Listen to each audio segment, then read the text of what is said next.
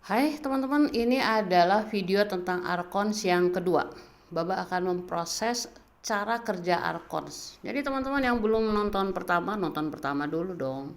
Jadi Archons itu adalah kaki tangan dari apa yang kita sebut demiurge ya. Demiurge itu adalah entitas yang dia itu menuhankan dirinya sendiri ya. Dia lupa atau mungkin dia tahu ya bahwa setiap individu entitas itu adalah individual independent intelligent infinite powerful God, tapi lalu dia menuhankan dirinya bukan untuk dirinya sendiri tapi untuk orang lain. Nah, dia itu dibantu oleh para archons. Dalam konteks konstruksi kita itu dia bermain di apa yang kita sebut sebagai teknologi kubus hitam ya. Teknologi kubus hitam itu dia identik dengan apa yang disebut sebagai Saturnus ya. Nah, Saturnus itu dia punya simbol itu adalah kubus hitam dikelilingi oleh aliran-aliran yang kita sebut sebagai cincin ya, cincin Saturnus yang dia itu berlawanan arah. Nah, di situ itu dia mempunyai frekuensi tertentu. Nah, para arkon ini memastikan bahwa mereka itu menghamba atau bekerja untuk Saturnus ini. Nah, teman-teman, si Demiurge ini dia mempunyai program, yaitu program yang disebut limitasi. Ya, saya udah bahas sedikit di video pertama. Ini hanya untuk mengingatkan aja. Hierarki, lalu ada kontrol ya, kontrol, dan base-nya tuh dasarnya adalah ketakutan. Nah, para arkon itu dia bermain di konteks ini ya. Nah, mereka adalah yang disebut sebagai sistem security cosmic. Jadi para arkon itu adalah sistem security dalam konteks ini kosmik ya. Nah, kalau kita udah tahu kosmik, kalau kita udah tahu konsep ini, maka akan mudah banget untuk mengerti cara kerja mereka. Caranya sederhana banget ya. Jadi mereka itu bekerja dalam konteks keterbatasan. Keterbatasan itu kita pakai simbol sebagai apa yang disebut sebagai kubus hitam ya. Kubus hitamnya ada di mana-mana tuh. Di setiap kota-kota besar itu ada kubus hitam. Nah, lalu apa yang terjadi ya kalau misalnya ada orang yang awakening ya, awakening. Nah, orang yang awakening awakening ya, itu dia menyadari bahwa wah, kayaknya bukan ini deh hidup yang sebenarnya. Pasti ada sesuatu yang lebih dari sekedar hidup dalam kubus gitu ya. Jadi mereka itu mulai berpikir nih, awakening mulai berpikir. Nah, si kubus hitam itu dia itu mempunyai banyak sekali sub kubus ya. Misalnya tuh kubus agama, ada adat, ada pendidikan gitu ya. Ada pendidikan. Di sini ada banyak lagi nih kubus-kubus. Katakanlah Ipolexos Butmil ya. Waktu zaman Pak Harto tuh kita belajar tentang Ipolexos Butmil. Segala aspek di situ semuanya ada di sini. Nah, mereka memastikan bahwa antara satu kubus dengan kubus lain yang sama itu nggak ada koordinasi, nggak ada komunikasi, sehingga mereka benar-benar memaintain. Misalnya dulu tuh antara agama Katolik sama Protestan tuh diadu domba, katanya wah Katolik lebih baik, Protestan lebih gimana gitu. Lalu Protestan bilang kami yang dipilih, kami lebih baik. Juga dalam agama-agama lain ya. Nah, jadi si cara kerja arkon itu sederhana banget. Pertama itu ya, mereka itu nggak ini, mereka memastikan ini semuanya divided at imperanya tuh jalan banget. Nah, gimana kalau tiba-tiba ada yang awakening? Mereka itu nggak akan menyerang si orang tersebut. Jadi misalnya ada seorang nih, dia awakening ya, dia mulai menyadari bahwa kayaknya hidup nggak gini-gini aja deh. Masa hidup itu lahir, sekolah, kerja, menikah, membesarkan anak, lalu meninggal. Jadi ada orang mulai berpikir kayaknya nggak gini-gini juga deh.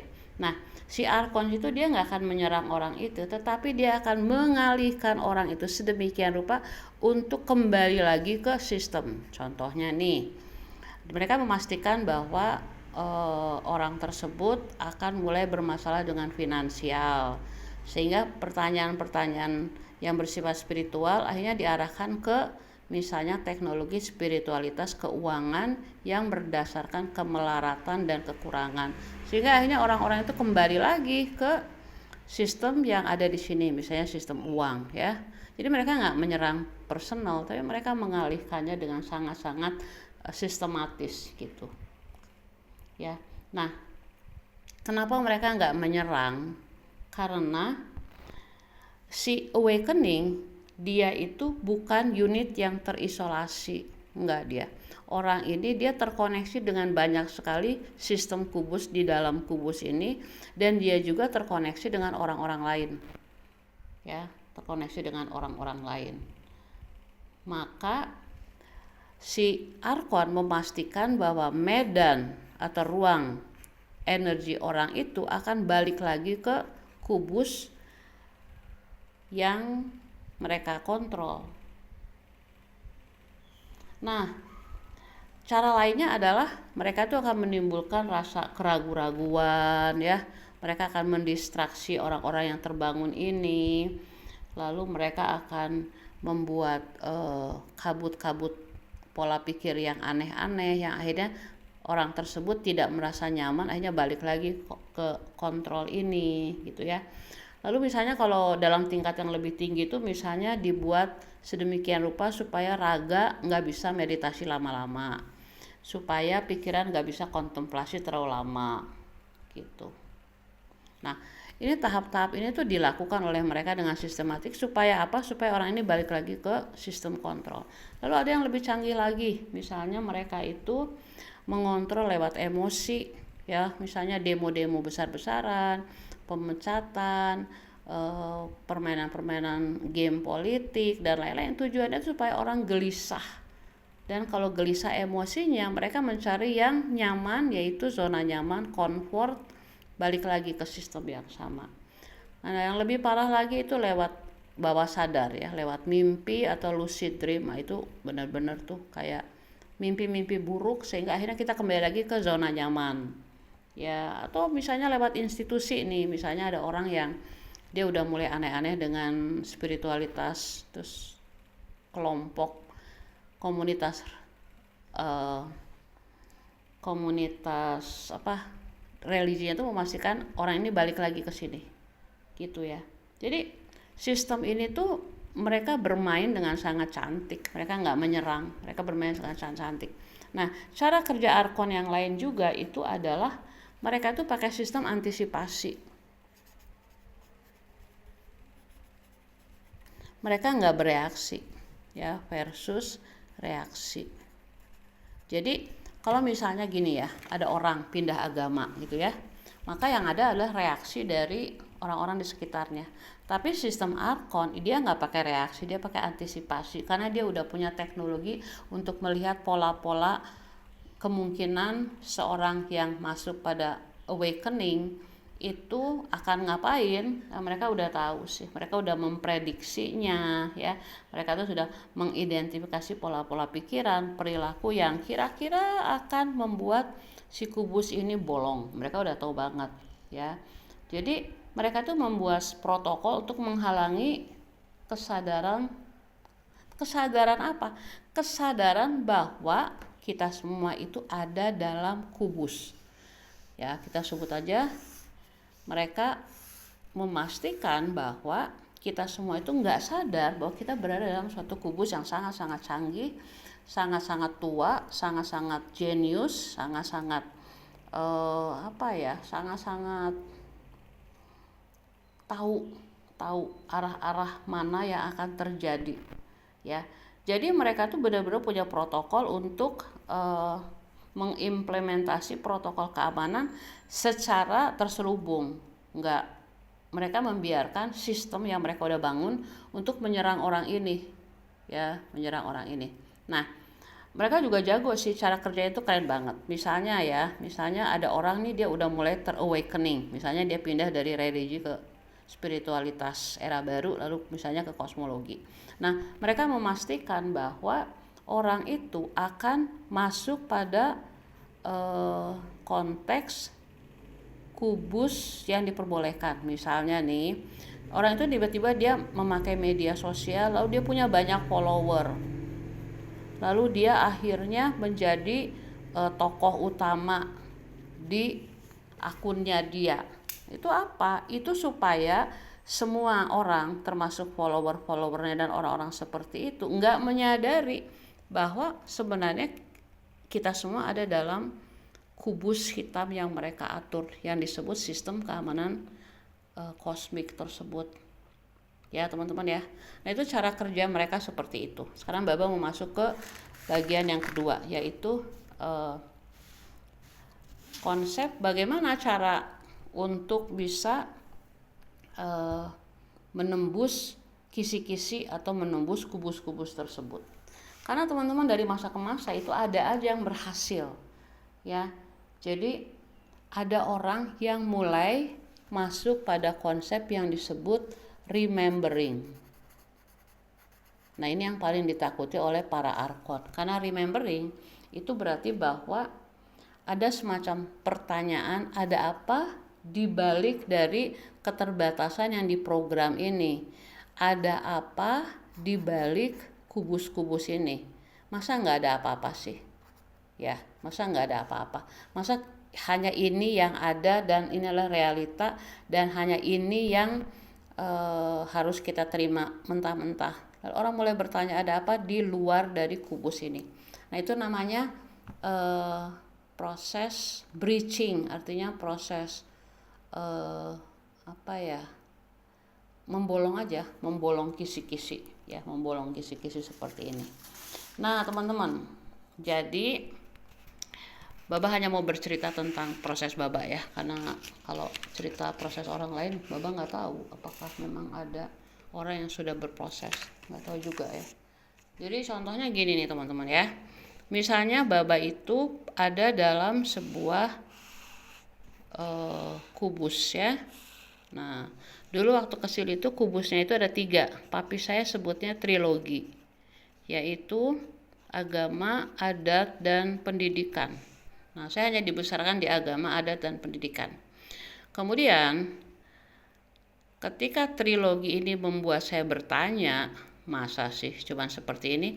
Lalu saya mulai pindah dari satu kubus agama ke kubus agama lain.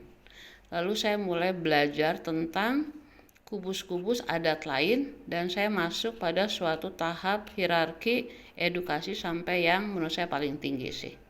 Ya, edukasi. Oke.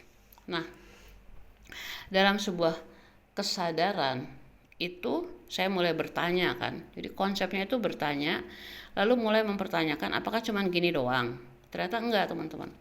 Lalu terbukalah misalnya sebuah kesadaran tentang yang mungkin saya katakan spiritualitas ya, spiritualitas. Di sini ada kosmologi, lalu di sini dan lain-lain. Nah teman-teman, si Archons atau si System Security Council itu memastikan bahwa walaupun kita bertanya, jawabannya itu ada dalam konteks yang mereka sudah kubuskan. Jadi akan susah sekali untuk keluar dari sistem yang mereka udah buat. Ya.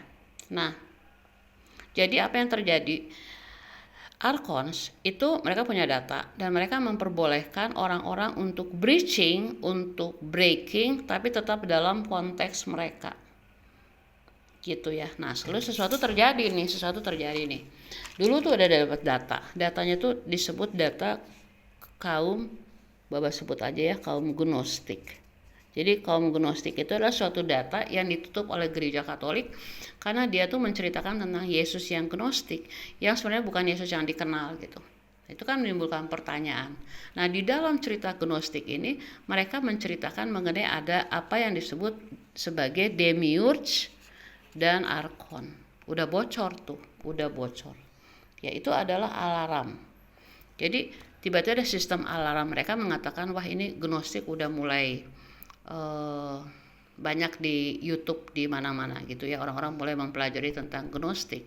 Nah itu membuat Arkon itu mulai kelabakan ya. Nah teman-teman, bagaimana cara menghadapan Arkon yang kelabakan? Itu kita tidak jadi rebellion, kita nggak jadi rebel, kita nggak melawan, tetapi kita masuk ke remembering. Itu yang paling mereka takuti adalah remembering ya. Kemudian kuncinya adalah gini, kita ingat kembali ya dengan apa yang dikatakan oleh gnostik atau apapun itu yang teman-teman dapatkan, itu kita larinya ke remembering, lalu kita larinya ke recognizing ya, lalu kita larinya ke pengetahuan. Nah ini itu yang paling ditakuti oleh Arkon. Karena itu kita jangan menyerang sistem, kita jangan menyerang kubus. Kenapa? Karena mereka akan menyerang balik, dan kalaupun mereka nggak bisa menyerang balik lewat institusi yang membesarkan kita, mereka menyerang raga kita, dan itu yang Baba alami. Yang namanya sakit itu benar-benar sakit banget ya, mereka menyerang fisik. Nah dalam setiap remembering itu ada lapisan-lapisan yang mau kita tembus. Itu kita harus bermain cantik, artinya bahwa gini ya, misalnya kita sakitnya sakit banget nget gitu, ya udah nggak apa-apa, minum obat aja untuk mengurangi rasa sakit itu, supaya kita bisa menjalankan atau meneruskan awakening kita. Nah nanti si sistem itu membaca bahwa oh dia masih masuk kubus medis, jadi mereka nggak terlalu alarm, mereka nggak terlalu berhati-hati lagi ya. Nah dalam konteks recognizing itu ada banyak hal yang harus kita lakukan ya, seperti yang tadi saya katakan di awal tadi. Ada sistem untuk membuat kita ragu-ragu. Ada sistem yang membuat kita distraksi, entah lewat uang, lewat relasi, lewat pekerjaan, dan lain-lain. Lalu ada mereka tuh mencoba untuk kita tuh jangan keluar dari zona nyaman, lalu selalu cari nyaman di zona nyaman. Itu juga sebuah cara Arkon, cara kerja Arkon yang membuat kita nggak melanjutkan awakening kita gitu ya. Nah jadi kalau kita tidak rebel, kalau kita tidak terlalu berkoak-koak, kalau kita tidak tidak dalam tanda petik ribut, dan kita masuk pada suatu konsep yang selalu saya katakan diam, gelap, dan kosong, maka si Arkon ini dia nggak punya kemampuan untuk mematikan api yang ada di dalam diri kita. Katakanlah ini adalah api abadi kita ya. Mereka nggak bisa mematikan ini. Nah, api abadi ini bisa kita dapatkan lewat remembering, bahwa kita adalah cahaya ilahi yang berasal dari sisi lain, tapi bukan dari konsep Tuhan agama gitu. Kita semua adalah individual, independent, intelligent, infinite God. Ya, lalu dengan adanya koneksitas kita dengan api eternal ini, maka kita itu berhadapan dengan sebuah pengetahuan, tahu bahwa ada proses internal yang sangat-sangat otentik yang memang berhadapan dengan suatu sistem keamanan untuk mengintervensi kita yang didesain sedemikian rupa untuk selalu mengalihkan kita kembali untuk pulang lagi ke kubus-kubus itu ya. Nah hal ini teman-teman ya, hal ini tuh dia bukan sesuatu yang bersifat intelektual, tapi dia harus benar-benar dirasakan dalam level feeling ya, feeling. Jadi kalau kita hanya berkutik di intelektualitas, itu mereka jago banget di intelektualitas. Nah kalau kita mempunyai kesadaran bahwa feeling atau emosi itu adalah komoditi yang mereka inginkan, karena kan panennya panen emosi, maka lalu kita tahu bahwa dalam permainan ini itu mereka juga punya kelemahan. Mereka nggak bisa mengontrol emosi kita ketika kita masuk dalam konteks diam, gelap, dan kosong. Ya, nah teman-teman, apa yang sekarang saya hadapi? Yang saya hadapi sekarang adalah si Arkon ini itu dia lagi masuk dalam sistem relasi. Jadi ada suatu relasi yang sangat signifikan yang akhirnya saya harus mikir nih, relasi ini sebenarnya relasi dua awakening person atau relasi NPC. NPC ya.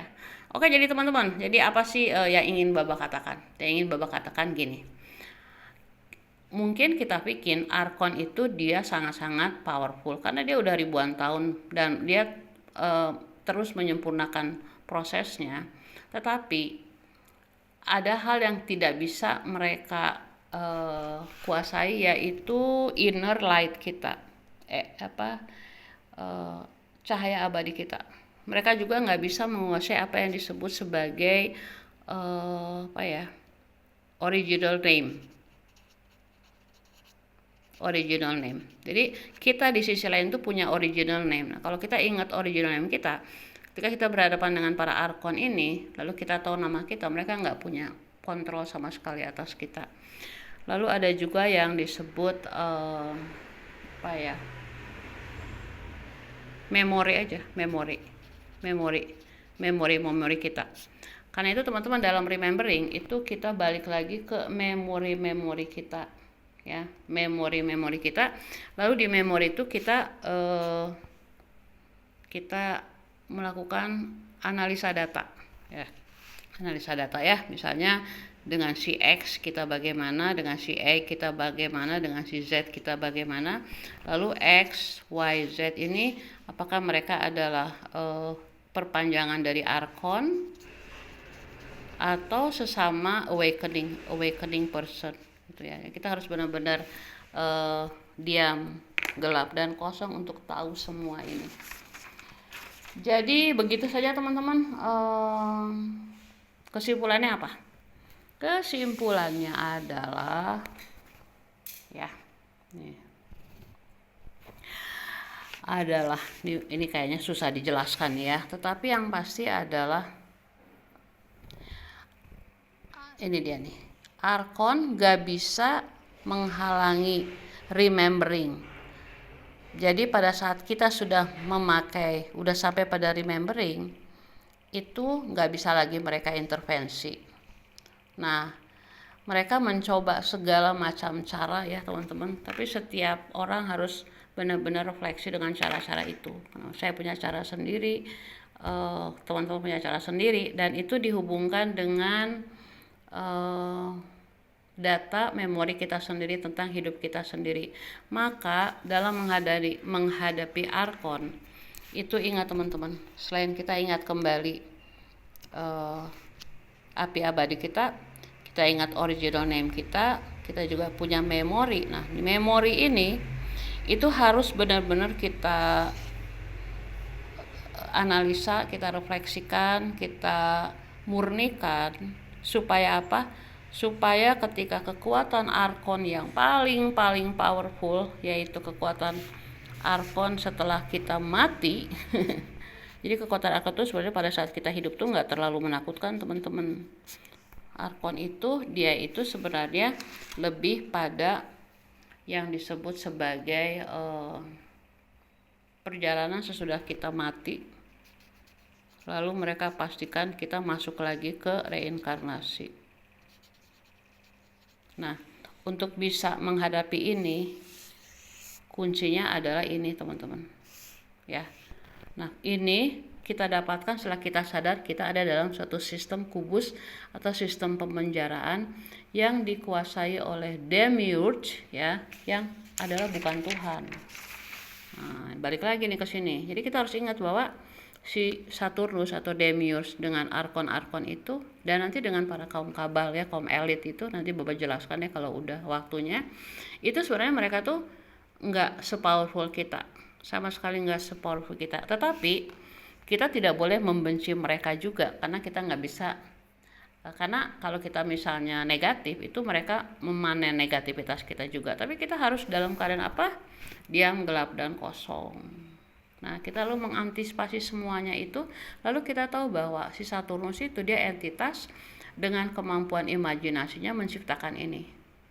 Nah, yang diciptakan itu ilusi. Jadi ketika kita akhirnya tahu bahwa kita ada dalam sebuah sistem pemenjaraan, lalu kita tahu kita juga terpenjara, dan kita tahu dengan sistem Arkon kita juga menjadi penjaga penjara ini ketika kita misalnya menyerang orang yang berbeda dengan kita, menyerang sistem yang gak sesuai dengan apa yang kita yakini, atau menyerang mereka yang sudah masuk pada awakening. Nah, kita menjadi bagian dari penjara yang terpenjara dan penjaga penjara. Itu kuncinya teman-teman. Paradoksnya di situ sih. Jadi kita harus sadar bahwa kita itu adalah bagian dari sebuah penjara kosmik, ya. Lalu kita itu terpenjara. Nah, lalu kita juga adalah bagian dari petugas penjaga penjara, ya. Nah, ketika kita sudah berdamai, ya, berdamai dengan konsep ini, maka dia nggak punya lagi power atas kita, karena yang selama ini para arkon sembunyikan adalah kenyataan bahwa kita ada dalam sistem pemenjaraan kubus itu. Setelah kita sadar dan kita memainkan peranan dengan semua ini, lalu akhirnya kita remembering bahwa kita berasal dari sisi lain, ya. Lalu kita mulai ingat kembali, recognizing, lalu kita pengetahuan. Nah, gnostik itu dia dari kata gnosis. Gnosis itu artinya tahu. Kita tahu. Taunya dari mana? Tahu dari diri kita sendiri, dari pengalaman kita, bukan dari buku. Begitu deh. Oke, sampai sini aja. Saya nggak tahu nih apakah ada lanjutan lagi, tapi terima kasih ya untuk yang meminta membuat video Arkon. Jadi apa pendapat teman-teman? Atau mungkin ada tema lain apa yang teman-teman inginkan? Dan yang terakhir adalah jangan takut teman-teman, kita lebih powerful daripada itu. Ya, Baba mengalami bagaimana sakitnya raga diserang oleh parasit sintetis, yang dia bukan kimia, dia bukan virus, dia bukan bakteri, tapi sakitnya sakit banget. Itu bagaimana akhirnya Baba nggak melabel itu sebagai sakit, tapi jadi bagian dari remembering, dan tidak menjadikan orang yang kita cintai menjadi korban emosi kita. Itu hanya bisa dilakukan lewat diam, nyaman di dalam kegelapan, dan kita benar-benar kosong, nggak melabel, nggak masuk dalam memori masa lalu tentang sakit, tentang takut, tentang apapun itu. Kita harus benar-benar fokus ke situ. Nah, nanti teman-teman dalam suatu proses, nanti suatu saatnya kalau Baba udah siap bercerita mengenai teknologi reinkarnasi, itu akhirnya kuncinya adalah di kita nggak masuk cahaya yang dibuat oleh para arkons, kita juga nggak masuk pada kegelapan yang diciptakan oleh para arkons, tapi kita masuk pada sebuah keheningan, sebuah diam yang dia adalah feelingnya itu kayak home, kayak this is my home. Itu nanti ya teman-teman ya. Sekarang sampai sini saja dulu teman-teman. Oke teman-teman, yang mau ngasih donasi silakan supaya Baba bisa berfokus pada proses yang begini. Benar-benar banyak banget proses Baba. Ini udah buku ketiga ya, Baba benar-benar mengurus, benar-benar ngotret. Ini udah buku ketiga, dan di setiap pembelajaran itu Baba selalu merasa ada serangan-serangan arkon. Berarti oke, nggak apa-apa. Mendingan diserang sekarang daripada nanti kita nggak tahu apa yang harus kita lakukan untuk menemukan jalan pulang. Jadi kalau teman-teman mau donasi silahkan donasi. Jadi Baba nggak usah terlalu memikirkan lagi untuk apa gitu ya. Baba benar-benar appreciate kalau memang dikasih apa ya, dikasih teman-teman berbagi lah. Baba berbagi ilmu, berbagi kesadaran, teman-teman berbagi bisa ditransfer ke yang di description box ya. Oke, Rayu Kinasi.